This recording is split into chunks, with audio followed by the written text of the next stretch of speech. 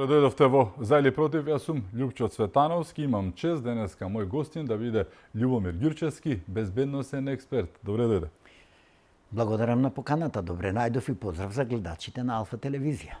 Господине Ѓурчевски, она со кое што се соочуваме веќе подолг за жал временски период од самиот почеток на летото, таман мислевме дојда дождовите се заврши, ама не било така работата, се случуваат постојано и постојано, зборуваме за пожари, зборуваме за многу докажана и пироманија и секоја што деновиве доби и едно пакување од страна на медиумите, доби и име, не случајно, фингирана огнена револуција. Се сеќаваме на шарената револуција, се сеќаваме на тоа што беше, зошто беше, како беше и како за жал заврши. Дали еве во моментов присуствуваме на една исто фингирана каква е да е револуција, овој пат огнена, и еве според вас кој може да се крие зад сето ова што се случува? Вака, дали е фингирана или дали е вистинита? Да. Терминот огнена револуција, тој што го ставил, на вистина бил добар кум. Да. На осликување на реалната состојба, на она што ни се случуваат на терен и она што и јас и многу други експерти го искоментиравме, па и премиерот искажавме едно сомнение дека имаме една ситуација во државата каде што внатрешни политички структури, елити, помогнати дали од надвор и така натака, перманентно се трудат да попречуваат, односно да создаваат една состојба на немир и загриженост кај граѓаните во насока на тоа дека оваа влада не може да се справи со одредени состојби кои што се случуваат на терен, иако се истите наметнати и подметнати се со цел да се покажи дека оваа влада нема такви резултати како што веќе се очигледни, ако сакате и во делот на порастот на бруто домашниот производ, ако сакате и во делот на безбедноста, што посебно мене ме радуваат, нели во она борба со организираните криминални групи и со она равчистување со клановите Дујчанџик и Беланоца, каде што поголемиот дел од ними се веќе по затвори и се водат и други постапки за ними, истото и за она улична дилерска мрежа предводена од Раде Штекли, нели, и така натака. Терористичката келија. Терористичките келии, значи во делот на безбедноста и процесуирањето на огромен број на кривични дела до јавното обвинителство, каде што нели и во делот на ЕСМ, и во делот на управата за јавни приходи, нели несоодветниот поврат, да. Лотарија на Македонија и така натака, да. Значи сите Фондот за иновации, да, многу пријави се поднесоа, но мислам дека проблемот на неефикасноста на јавното обвинителство и судовите помогнати со овие действија кои што ни се вршат на терен, името огнена револуција, да. Мислам дека е најсоодветно каде што се осликуваат реалната состојба на терен. Значи, по секоја цена да бидат сопрени позитивните состојби во Република Македонија. Јас тоа и го коментирав, а и други експерти да. Го коментира, и премиерот го кажа, така да индиции и основани сомненија за сето тоа стојат. Имаме, односно, власта, полицијата и другите истражни органи имаат приведено повеќе од 20 лица, имаат процесуирано поднесоци до јавното обвинителство за пироманиве, барем 10 кривични пријави. Ако сакате, дури и ова што некој го споменува, еве помина година дена, ова 6 месеци од трагедијата во Кочани, значи и тамо имаме една состојба каде што судот малку подолго ја го оценуваат обвинителниот акт кој што е поднесен во 6-ти месец, нели тогаш ние овде да се процесира. Веќе до сега требаше да бидат закажани да. Првите рочишта, се со цел на вистина јавноста да види дека таму имаме една најзаконита постапка и дека тој процес ќе почне и да се изведуваат, значи да се сослушуваат сведоци, странки и така натака. Јас знам дека е обемен предметот, јас имав свој став, нели, како да се подели тој предмет, но што е тука и мислам дека судот треба да ја забрза таа постапка на оценка на обвинителниот акт, се со цел нели да се види дека навистина се има честни намери таа работа да се истера до крај, најзаконито, најпрофесионално и сите виновници да си одговараат за тоа што го сториле. Истото важи и за оваа пироманска структура која што не малтретира добри 3 нешто месеци, ја малтретират и ја држит во заложниство целокупната јавност во Република Македонија и затоа тамо треба судот и јавното обвинителство да бидат многу поефикасни во постапките по поднесените пријави од страна на Министерството за внатрешни работи и другите надлежни органи за гонење на криминалот. На криминалот поврзан со она криминогеното во тие настани. Дали некој свати дека огнот и пожарите се одлично средство за запашување на граѓаните, за внесување на немир, бидејќи знаете кога ќе гледаме токму вие како експерт, приказката се сведува на кој има ресурси во приказкава, кој има знаење, кој има логистика, вештини, но основната приказка во секоја форензичка работа и криминалистичка е мотивот.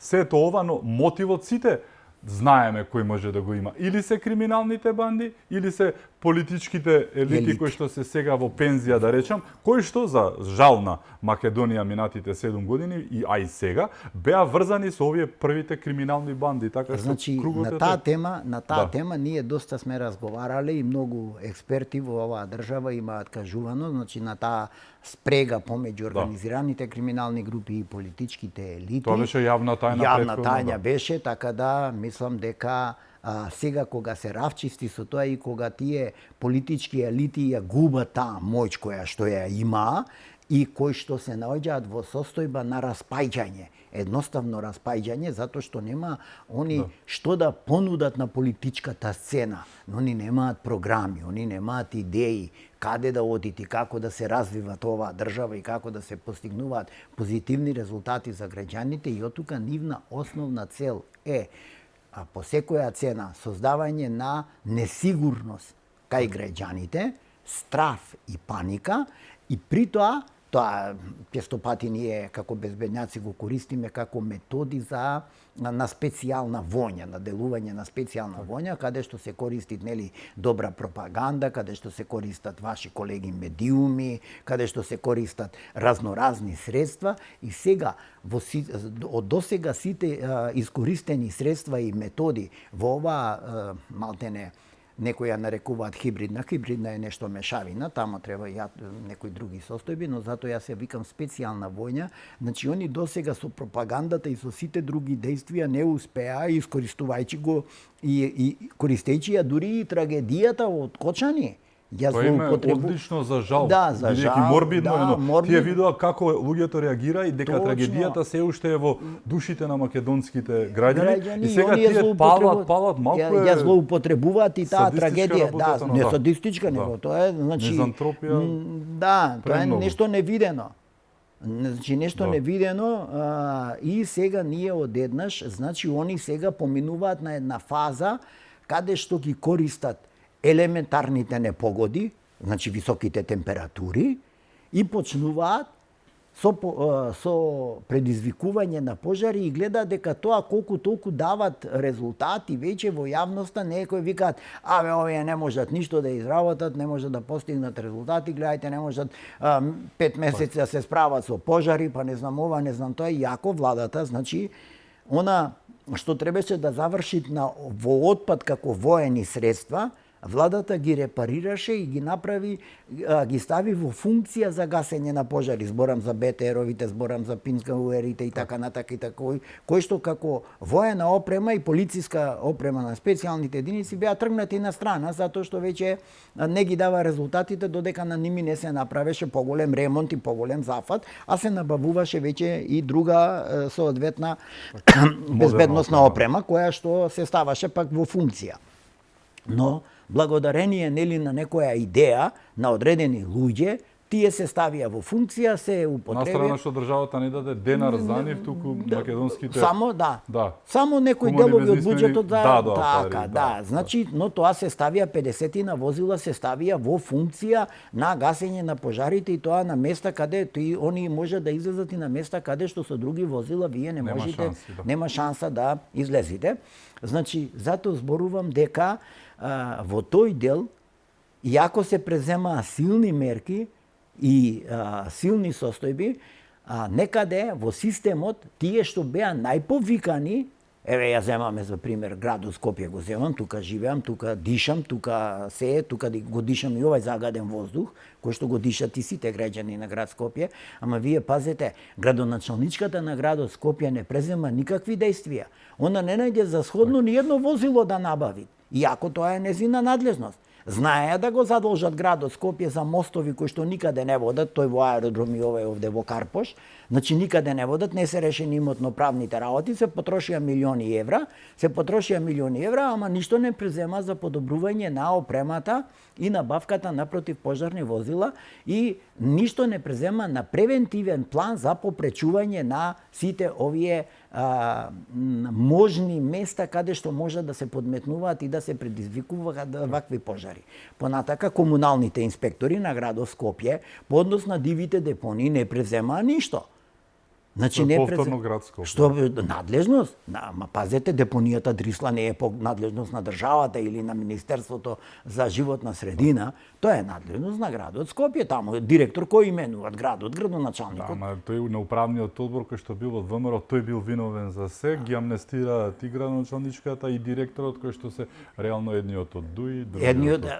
Точно, затоа викаме ги искривуваме работите, свесно се искривуваат работите и сега излегуваат во јавноста, се напаѓаат тие градоначалници кои што излегле на лице место, па и председателот на ЗЕЛС, нели, на заедницата на локална самоуправа, Орце Георгиевски, и него го напаѓаат зошто бил па во Трубарево.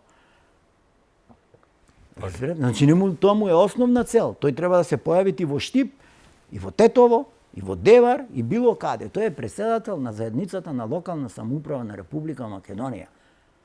Тој е меѓу сите тие 80 градоначалници, тој е првиот по тој основ, значи секаде каде што треба да си помагаат меѓу себе градоначалници. А зошто не се појавија тие, Ѓурчевски? Па не се, точно тоа. Јас знам, тука беше Страшо Ангеловски кој што преседаваше со Советот на град Скопје, на прашањата за депониите никој од град Скопје не се појави на седницата, а не па да се појават на пожарите. Тоа е позадината на огнената револуција, тивкиот бојкот, опонирањето. Значи, опонирање на сите оние кои што се надлежни да си ги работат работите, ама, криејќи се за тоа опонирање, белјата и надлежноста ја префрлаат на некој кој што не е надлежен.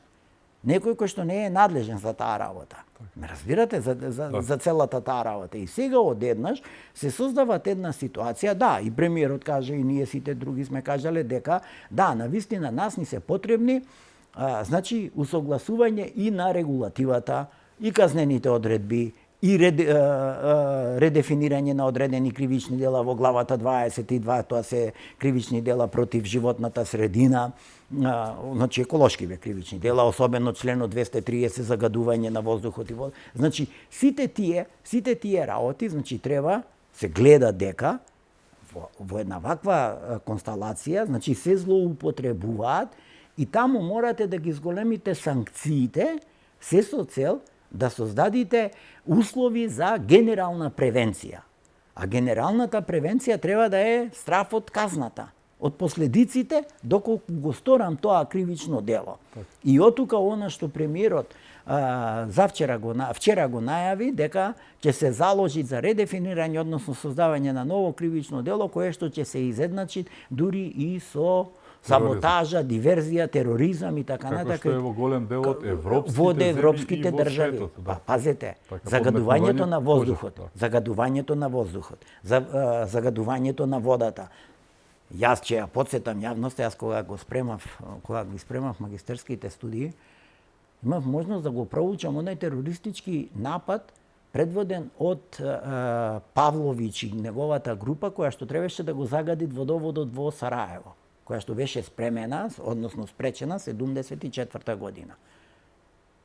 Значи имав можност да ги погледнам тие документи. Таму има строго доверливи и државна тајна и се, но факт е дека тоа кривично дело беше квалификувано како тероризам. За време на воениот конфликт 2001, затварањето на браната во Куманово, тоа е случај од хашките командант. Значи тоа е случај од хашките случаеви. Да. Затоа што град од 100.000 жители беше тероризиран, односно му беше сопрено основното човеково право за пристап до вода за пиење.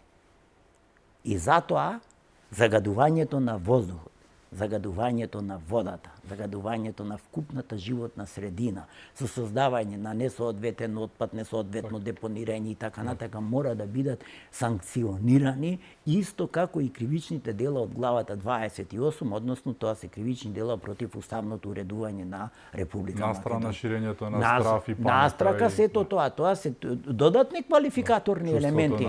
Да, тоа се додатни, тоа би биле додатни квалификаторни елементи на тие кривични дела и затоа таа како човек кој што работел цел живот во кривичното право и во кривичната постапка, значи кој што водел истраги, затоа што до 2000 до 2012 полицијата ги водеше истрагите, значи кажувам дека таа идеја на премиерот мора да се поддржи и мора што е најбрзо да седнат во Министерството за правда и да ја видат законската постапка околу измени и дополнување на кривичниот закон со овие кривични дела. Нормално тоа би одело после изборите, после локалните избори, но да ја видат и да седнат комисијата, да се отвори јавна расправа и сето ова да биде ставено со измени и дополнување на кривичниот законник на Република Македонија, за да имаме една состојба дека веќе наредната година превентивно, однапред сме предзеле мерки, како што викам. Исто така, јас имав можност да го слушам господинот Орце Георгиевски, кандидат за градоначалник, каде што посебно искажа една голема благодарност до пожарните единици, дека ќе се заложи за нивно додатно опремување, нивно зголемување на платите, нивниот социјален статус и така натака, за да создадеме една таква ситуација. И нормално се залагам, како експерт од делот на безбедноста, јавното предпријатие Македонски шуми да си направи малку поголеми реформи внатре и од онај број на луѓе кои што земаат плата, а не одат на работа, пошто они стопанисуваат со шумите и они се најповикани, они беа на терен присутни, нели, заменикот директор и така натака. Да, значи беа, но да си направат и да си обучат, да си набават и опрема, ќе си земат кредити, они си располагаат со шумите, они сечат, они маркираат, они ги чистат, они ги одржуваат, они продаваат техничко дрво, зборам индустријско техничко дрво и така натака. Значи да си ги видат сите тие можности и уште од сега да се припремаат за наредното лето, затоа што не знаеме какви ќе бидат временските прилики наредното лето, можеби пак да се соочиме со температури од 40 па дури до 45 степени Целзиусови и нормално да се соочиме со сите оние човечки слабости, невнимание, фрлање од пушоци и така натака, несоодветно користење на шумите, шетање, излегување, значи да си преземат соодветни дејствија и да се појачат она што викаме шумската полиција. Така, добро, тука е она фузирањето на ДСЗ, да, и ЦУК, така, кој што е во план, токму и Стојанче беше таму, па сега е ваму да ги види работите, но да се вратиме малку наназад на приказката која што ни е основа.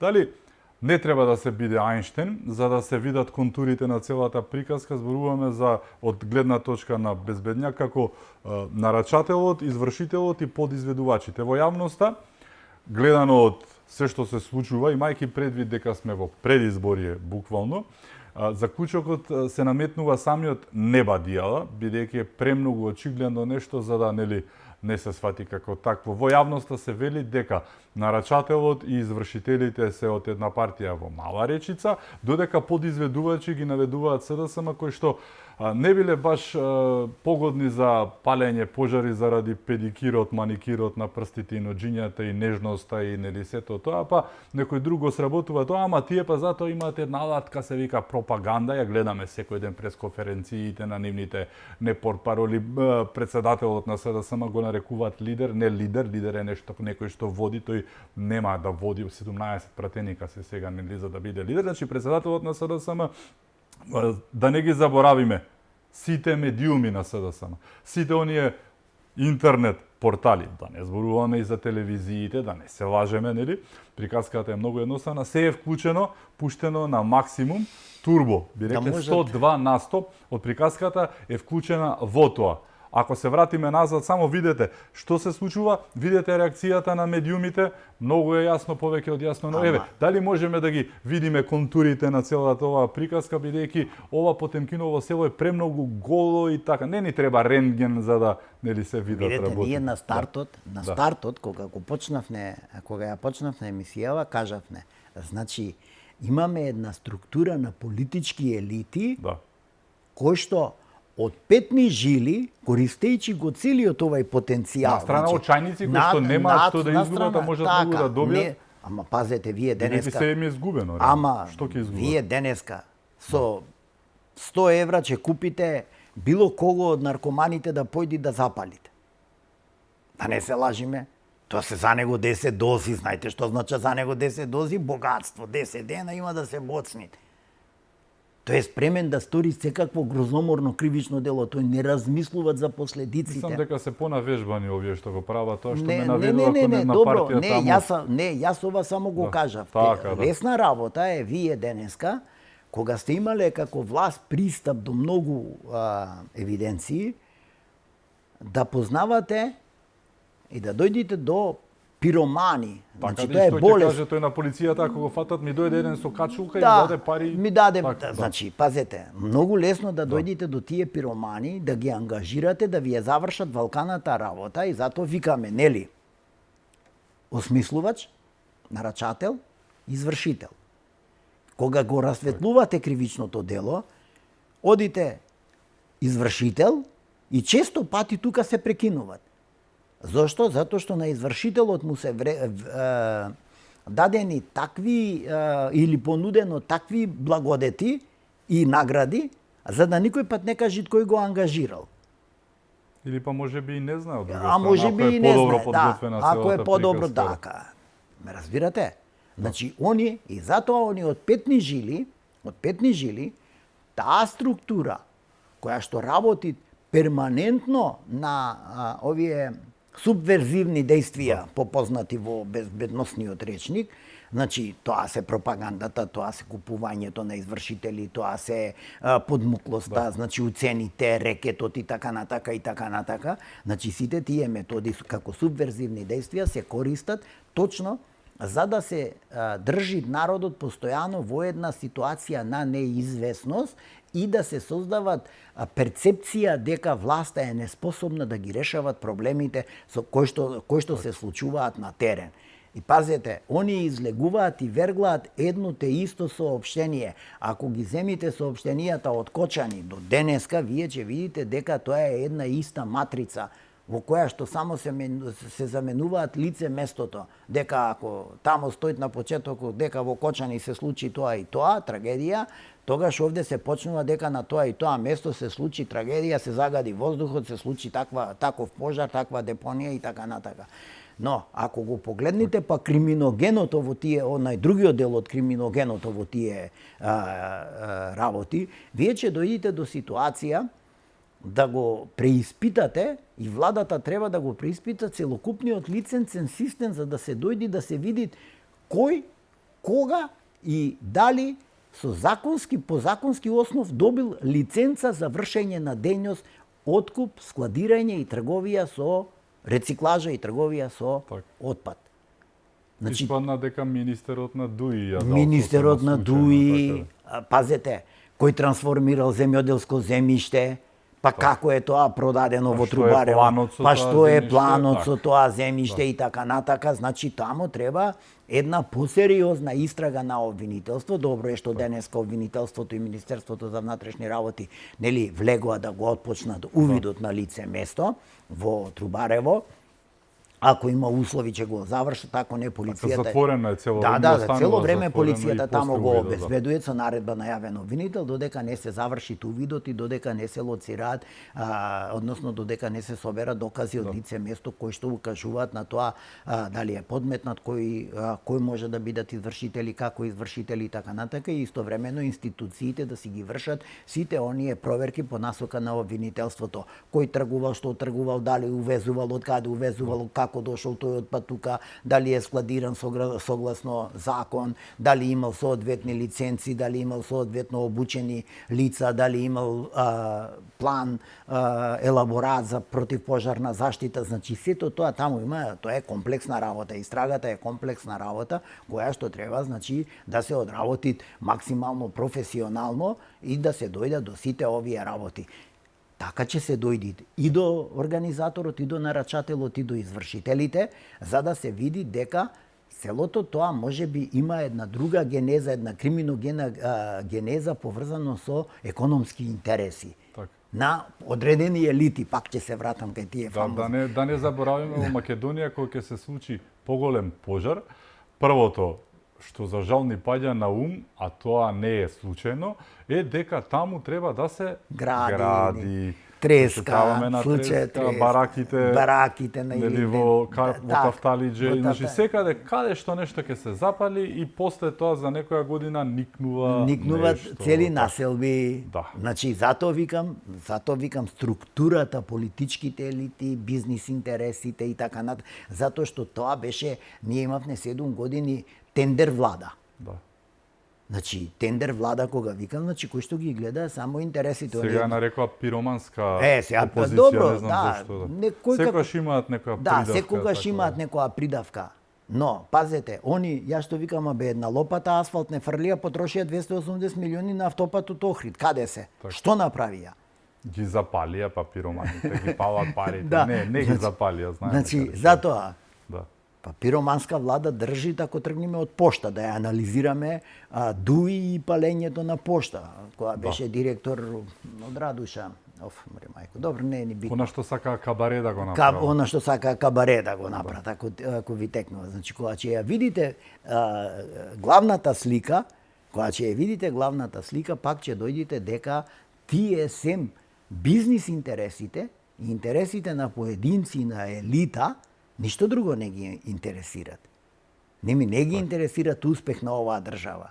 Не ги интересират подобар живот на граѓаните на Република Македонија. Значи, кога зборам граѓаните, не викам македонците, него зборам за сите граѓани, за сите државјани на Република Македонија. Ме разбирате? Значи, они ги гледаат само нивните лични бизнис интереси. И нивните лични бизнис интереси одат до тамо, пазете. Так. Ајде да видиме што ќе покажите. Еве, јас не сакам да се правам баба Ванџе, некој преди, ајде да видиме што ќе покажите и истрагава во Дрисла. Так. Немој да види дека некој од внатре специјално е пратен за да ја изврши таа диверзија. Јас слободно ќе ја наречам диверзија, се со цел нели да предизвикат страф и паника кај граѓаните. Факт е дека имав незагаден воздух, факт е дека цело Скопје така дувна ветрот. Недела дена чадеше. Се уште се дозакопува. И сите не држеа во неизвестност, нормално дека сите сме чувствувале и страф и несигурност и така натака, но они го постигнаа ефектот, имаа 7 дена само верглаа они. Секоја ден се уште верглаат и тоа ќе им биде основа за натамошно верглање, за неспособноста на власта за локалните избори, иако тука централна ама ја прикрија својата најголема беля. Да. А нивната најголема беля е незаконското следење. Така, а дали се зацкрива нешто со ова? Не, се да не се лажеме во екот на аферата, разгорувањето на оваа афера, која што ја дознавме, за жал дека следени сме ние новинарите, председателот на тогашната лидерот на опозицијата, бизнисмени, кој веќе не, можеби и ти си меѓу нив, нели? Нормално во тие кругови си како гостин, зборуваш против преспанскиот, против бугарскиот предлог, против тогашната влада. Готово, ти си веднаш на листата, нели, руски Друго, руски бот. Така, да. Се Но еве, лепи етикета, да. Тоа се разгори, почна јавноста да реагира, чекаме резултати, наеднаш се запали Ама Скопје. пазете, целта На нивна, неколку места. ама целта нивна на таа структура која што вечито е во тоа, во создавање на тие афери и лепење етикети, значи ставање на пепел на сите афери кои што, односно не се тоа афери, на сите случаи кои што не им одат во прилог. Јас ќе ве потсетам. Значи пред некој да ми зборуваат на мене за ова последно следење од 2019 заради Преспанскиот до договор 24, и Бугарскиот договор, ајде да се вратиме на 2017 статичното прислушување на телефоните во јавното обвинителство. Сите го заборавија тоа. Овој случај сите го заборавија. Знаете што значи некој да си земи за право да го следи и да го прислушуваат јавното обвинителство. Така. Тој што... И колку ги ставате во джеп тие Да. што сте ги прислушкувале со тоа што ги имате информациите Ама за тоа што го уцена закана рекет. Јас зошто на сите Оком скоком после тие реагираа. зошто јас на сите експерти на старт им реков. Јас и вие разговаравме на 11.11.2024 година, први го разговарав на овој случај уште премиерот Мицкоски кога најави дека се следени и неговите деца. Но о том потом ајде да се тргнеме. Ако имаме време можеби да го разглобиме и тој случај. Јас кажувам 10 причини поради кои не треба да се декласифицираат тие материјали кои што се нелегално создадени. Зошто запнаа толку? Баш и Сотир Костов како јавен обвинител објасни делот работи. Зошто не треба да се декласифицира? Не, Сотир Костов не се задржа на основата. Основата на тоа е како тие нелегално создадени материјали да се направат неупотребливи во постапката. А ќе се направат неупотребливи во постапката само ако ги декласифицираш, затоа што Врховниот суд на Република Македонија по однос на бомбите, кои што исто така беа нелегално создадени, како и овие, тоа што е законито, зашто има наредба, тоа си е законски и тоа никој не го оспорува. Значи, тоа е согласно закон. Зборуваме за нелегалното и неовластено следење. Значи, тие, ако се декласифицираат, може да бидат злоупотребувани, но најбитното нешто е што во постапката не ќе може судот да ги користи како докази, него ќе бидат како индици, држејќи се до пресудата на Врховниот суд на Република Македонија. СДСМ го бараа тоа постојано и кога видеа дека не им успеа, почнаа пожари. И тоа многу чудно. Значи многу чудно. Така да, затоа викам, нивните центри, јас што ги викам криминогени центри за создавање на страф и паника, користат субверзивни действија за создавање на страф и паника и насилно рушење, методи за рушење на власта. И затоа ова што ние цело време викаме, они не можат да се помират со фактот дека оваа влада гради автопати, гради железница, дека оваа влада даде 250 милиони, дека бизнисот тргна, еве денеска слушам, индустријското производство постигнат резултати, највисоки резултати, бруто домашниот производ 3 таму и нешто порас, расте перманентно, значи перманентно расти тоа доваѓањето на оваа власт. Се вложија многу пари, се дадоа пари на локалната самоуправа, без при тоа да некои им сугерираат што ќе биде приоритет. Направи програм како градоначалник, дојди и каже, еве јас имам таков програм и сакам да го финансирам тој програм. Тој проект. Значи, затоа кажувам дека овие се ќе направат, само да создаваат проблеми. И секогаш, кога ВМРО во првите години на своето владење, ако сакате и 2000-та ќе анализираме како една од најуспешните. Во вториот дел ќе го фатиме од почетокот, ќе фатиме од сината соба, дуво, секогаш кога нешто се случува добро за Македонија, а тоа го прави во моментот ВМРО ДПМН, веднаш излегува афера или пак превентивно сина соба и дуво се направени за да се уништи. И сега гледаме многу интересно и во светот одредени служби неолиберални какви и да е нели власти во светот ја користат истата алатка, наведувајќи дека таа и таа партија има терористички паравоени формации, нешто што кај нас се случувало пред 33 години. Многу интересни моменти што некој користи сега удбашки финти би рекле. Со нас е Љубомир Ѓурчевски, имаме уште многу теми за отворање. Мора да одиме со кусиот блок реклами, се враќаме веднаш, останете со нас.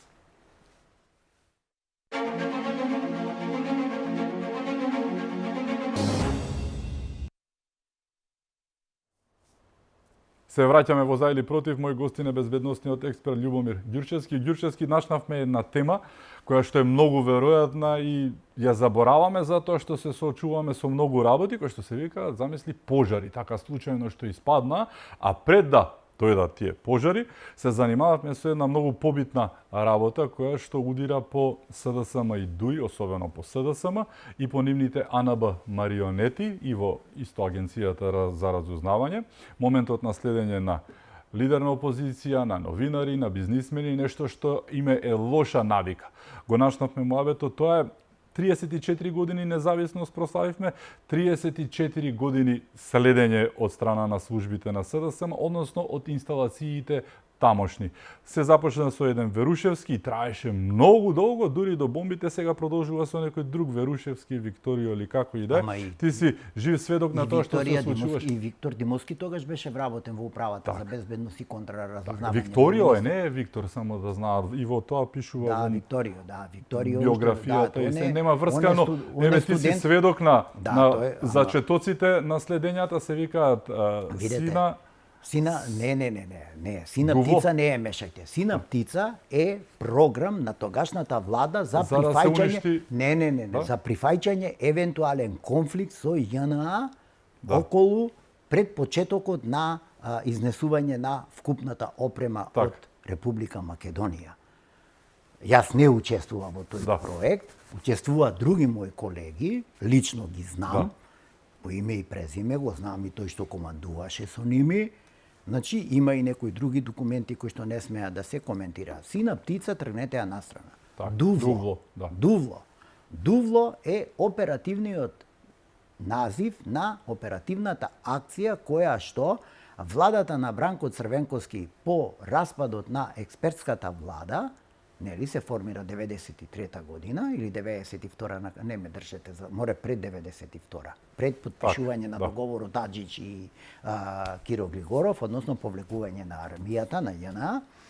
Значи тогаш почнуваат следењето на тогашното раководство на ВМРО ДПМН, кое што има најголем број пратеници, 38, ако не се лажам, во парламентот, но никогаш не му дозволија да формират влада. Ја измислија експертската влада, точно тие структури кои што се враќаа од Белград, кои што доваѓаа тука и кои што имаа контрола на разузнавањето и контраразузнавањето кое што беше во составот на Министерството за внатрешни работи, затоа што и јас тога само што туку се вратив од младина назад во полиција, пошто ми истекоа мандатите во младина и во Социјалистичкиот сојуз.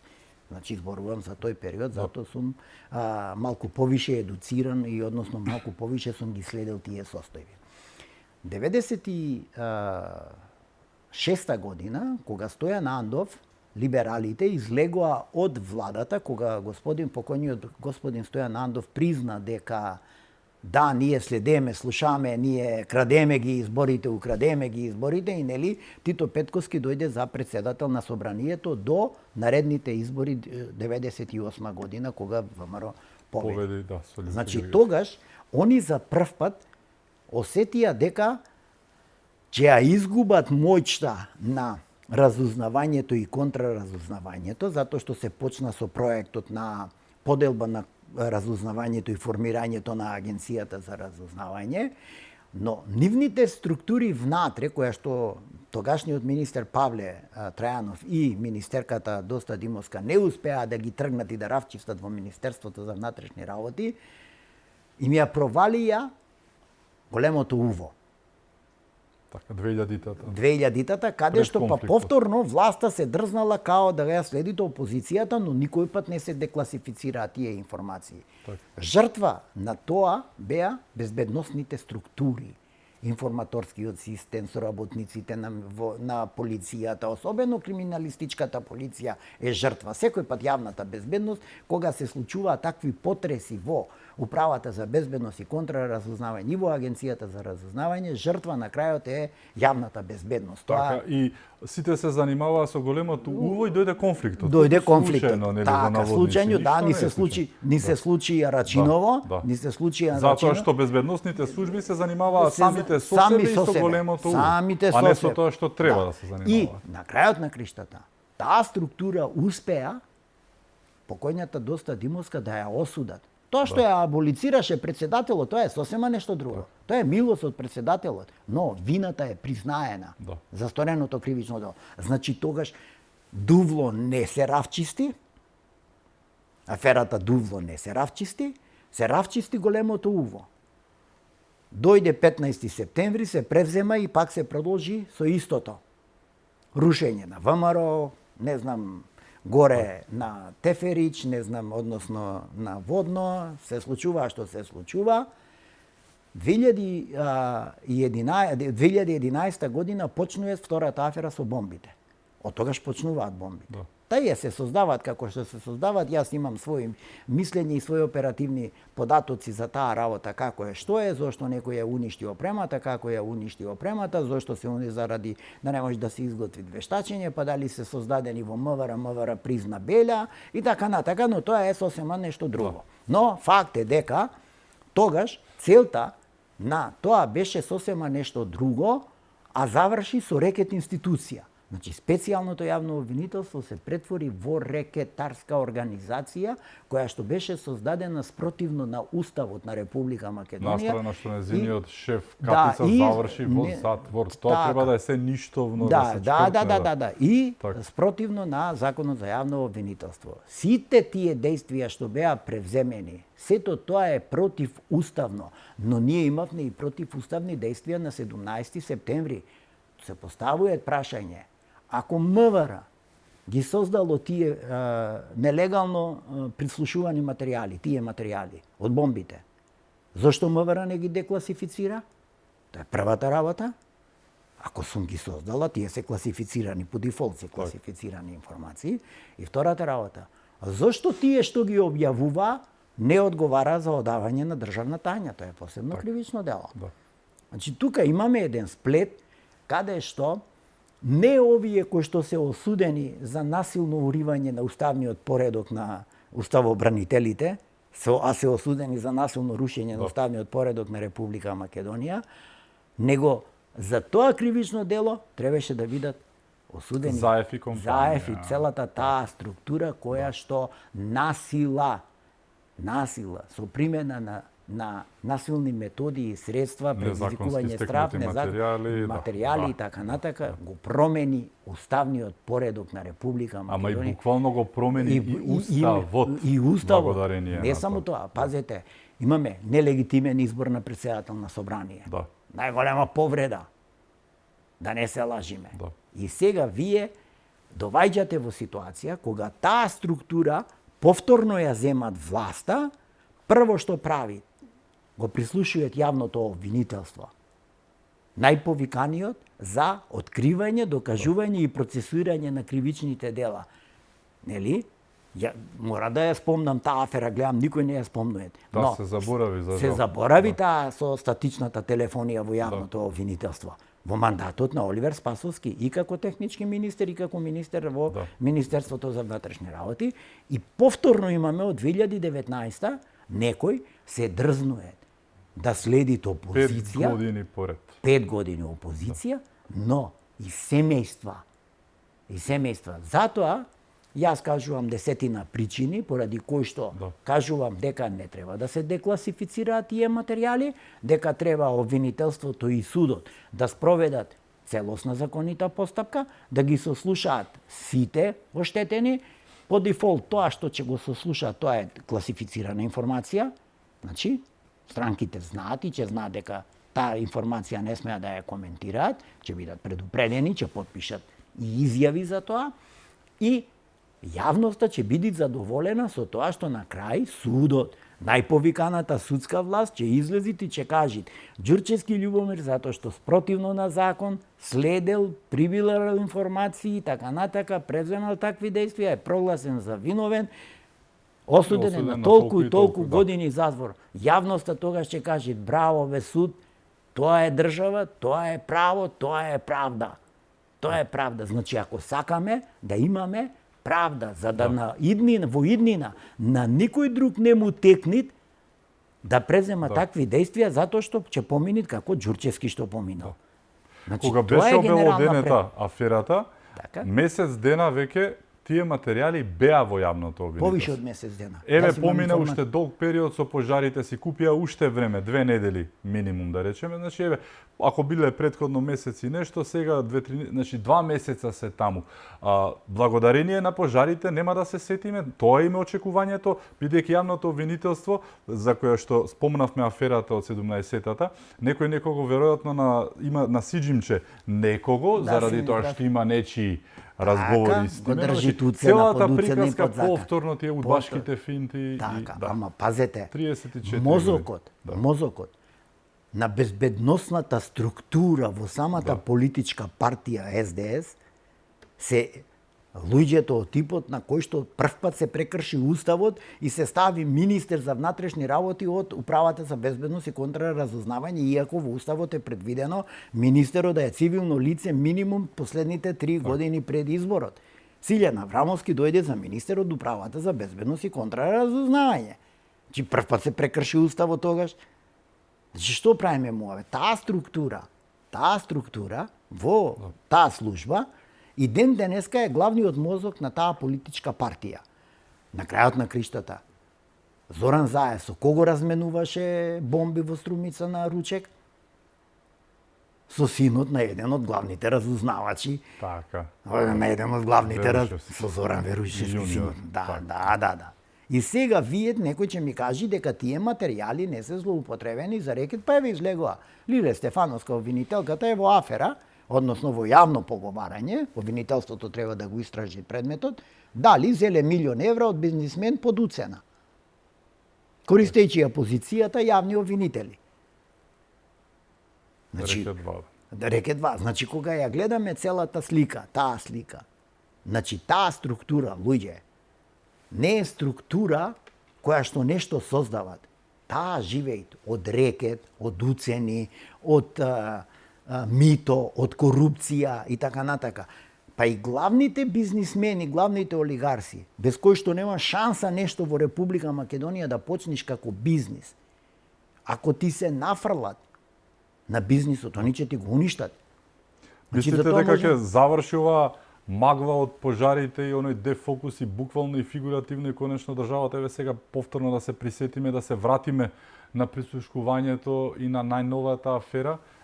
Време? Јас мислам дека ќе заврши, но сето тоа што ќе се преземат после јануари месец, како ќе завршат локалните избори, и кога ќе се направи ремонт во јавното обвинителство. Значи, како и да е пожарите им купија време? Да, им се погоди. Не, види, пожарите имаат и една друга цел, скриена цел, која што ја истражуваме, добиваме информација од граѓани и така натака.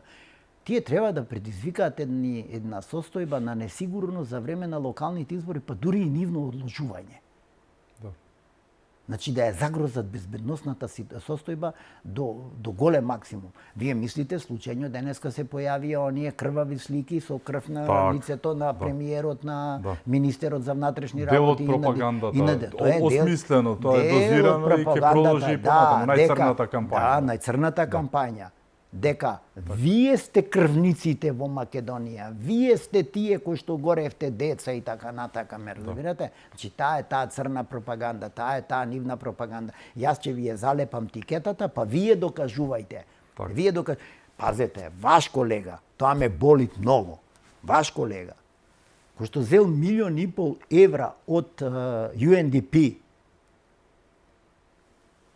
Јас го поздравувам, почнуваме му, таа ти си проруски ми. Вика, ти заминујат, не ти објаснујат, не сакат ни да разговарат на било која тема. Лепи тикета и си оди. Значи, тоа е од таа матрица. Ова што вие викате исто така во некои други медиуми. Се собират една структура и во не е случајно, да не се лажеме. Не е случајно, се собират една структура во некој медиум, се создава тамо еден центар, од кој што центар ќе биде Дежаву македонско, значи постојано истата приказка. Ќе бидат лиферувани сите вести и према портали и према други новинари така натака. Најчесто во форма на спекулација, на спекулација, не може да ја демантирате, ја пуштате како бубачка, па утре и да ве демантираат многу вие гајлеви, дека пораката е пратена, ама и примате за да задачи, луѓето, ама да. и примате задачи од странски разузнавачки служби, читате нивни новинарски Кому му текстови. одговара да бидеме ние како што сега, треба, реално да не се лажеме. Да. дозволи, има една друга работа. Јас зошто викам? Нели, некој ми вика, ало, ти си проруски. Јас одам ја повикувам, Да. агенцијата за финансии, што ги следи финансите, бурум, нека најдите $1 или €1 да јас сум примил од било која разузнавачка служба. Или да најдите. Абе, луѓе, Најнов модел на Ford Fiesta беше овој со кој што дојдов. Да, јас, не, 20 години стар, да, се шегувам. и сега, јас, например, Да. еднаш ќе ме сретнеа пред руска амбасада, ќе ме најдеа да контактирам со некој руски. Добро, но бубачката е пуштена, тој име целта за Бубачката е пуштена и тоа те држит. И тоа они во тоа уживаат. Така да Така, но очекувате сепак разврска, кога и да, јас ова нема да очекувам, остане. ако сум јас случајна жртва или по било кој основ жртва во тој дел, бога ми, Така. ќе биде интересно. Нема да помине така. Нема да помини така. Ви благодарам што бевте мои гости. Благодарам на поканата. Ми беше чест. Ви благодарам и вам што бевте со нас, да сте ни живи и здрави и секако имајќи предвид што се случува се околу нас, чувајте се многу.